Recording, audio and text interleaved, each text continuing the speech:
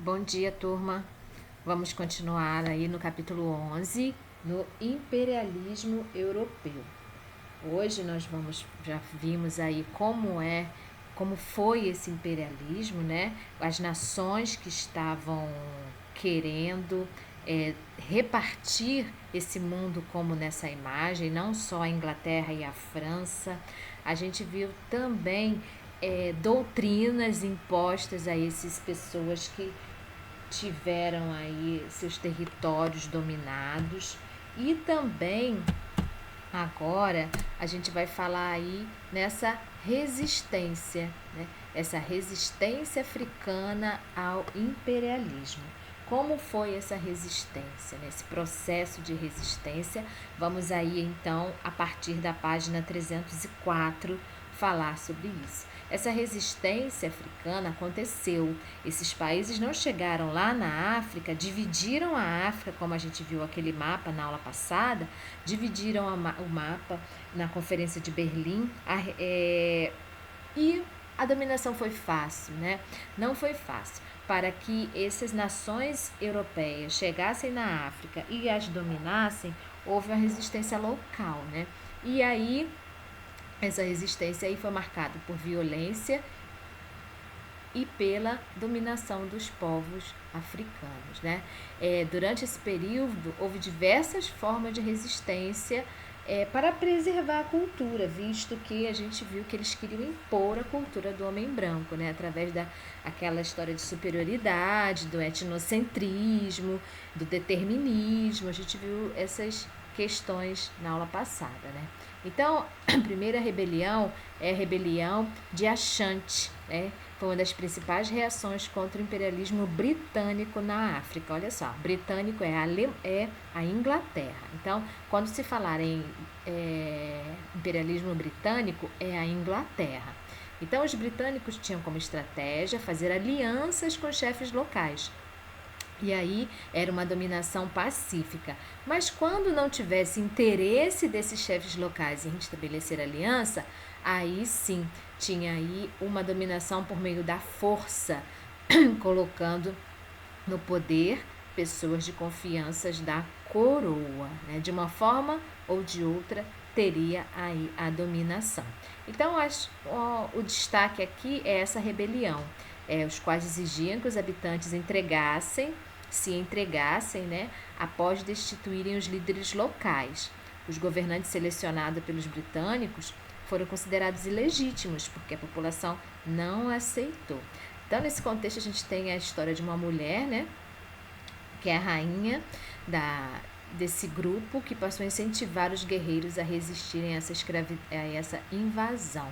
Eles travaram aí várias batalhas com os britânicos, mas a resistência foi vencida.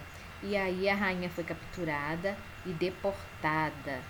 Mas sua coragem aí de resistência a isso, né? A essa dominação é lembrada aí até os dias de hoje.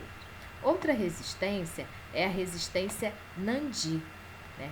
Entre os povos que resistiram à dominação imperialista na África estão os Nandis, território invadido pelos britânicos, de novo aí a Inglaterra, né? Os Nandis tinham como característica também aí, ó, um sistema de aliança entre os clãs. O interesse da Inglaterra era construir uma ferrovia que passaria nesse território, né? Porém, esse grupo não aceitou, né? E depois que o líder Nandi foi morto, contribuiu aí para o enfraquecimento do movimento da resistência. Na Etiópia foi diferente, né? Aí, como eu marquei aqui até de vermelho, a Etiópia e a Libéria foram os únicos estados que conseguiram resistir ao colonialismo europeu. Eles conseguiram vencer aí as batalhas nesse momento de resistência, né? Então, o exército etíope conseguiu resistir e vencer os italianos, né? Essa foi a primeira vitória militar de uma nação africana sobre uma nação imperialista, que manteve o país livre e independente, reconhecido até pelas nações europeias. Vamos virar a página agora. Agora vamos falar da resistência Zulu, que foi uma resistência bem grande, né? Vamos conhecer esta história que estava localizado no sul do continente africano. E, de novo, os britânicos começaram a ocupar as fazendas do território Zulu. Olha a Inglaterra aí de novo, né? E começaram a expulsar os moradores locais, alegando terem a posse daquelas terras. Como, né? Teriam a posse das terras. Então, esses britânicos acusavam o governo Zulu de ter violado as fronteiras, o qual, por esse crime, deveria pagar uma multa, formalizar o pedido de desculpas e entregar alguns de seus súditos para serem julgados pelos britânicos. E o que vai acontecer? O pedido de desculpa, ele até concordou em fazer, o chefe Zulu, né?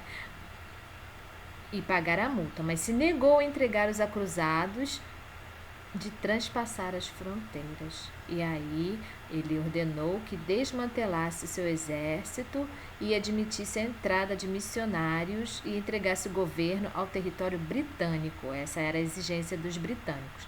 Como eles não cederam às pressões, em janeiro de 1879, soldados britânicos invadiram aí o território Zulu. Vamos ver o que aconteceu na outra página. Aqui nessa página nós temos a descrição aí de um livro, né? O livro História Geral da África. O que está dizendo nesse livro, né?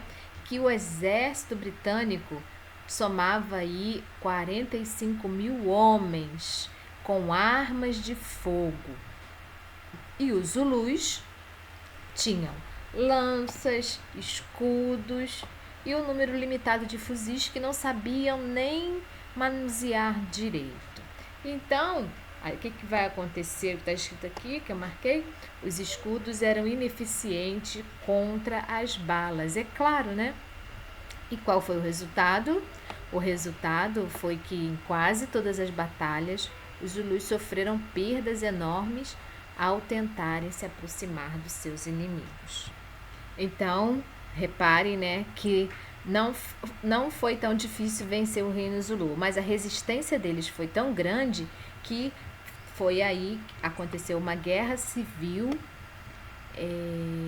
que se estendeu por vários anos nessa região.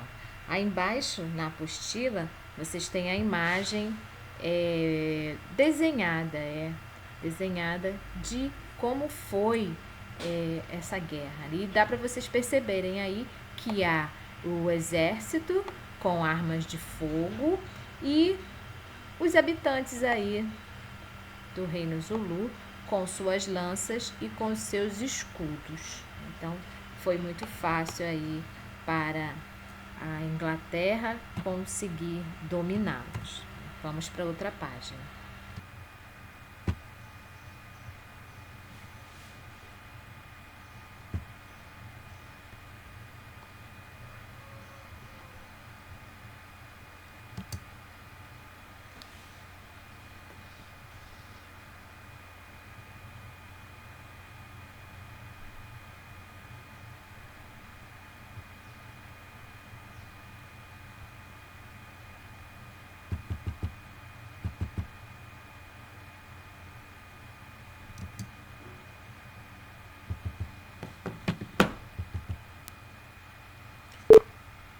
Resistência asiática ao imperialismo.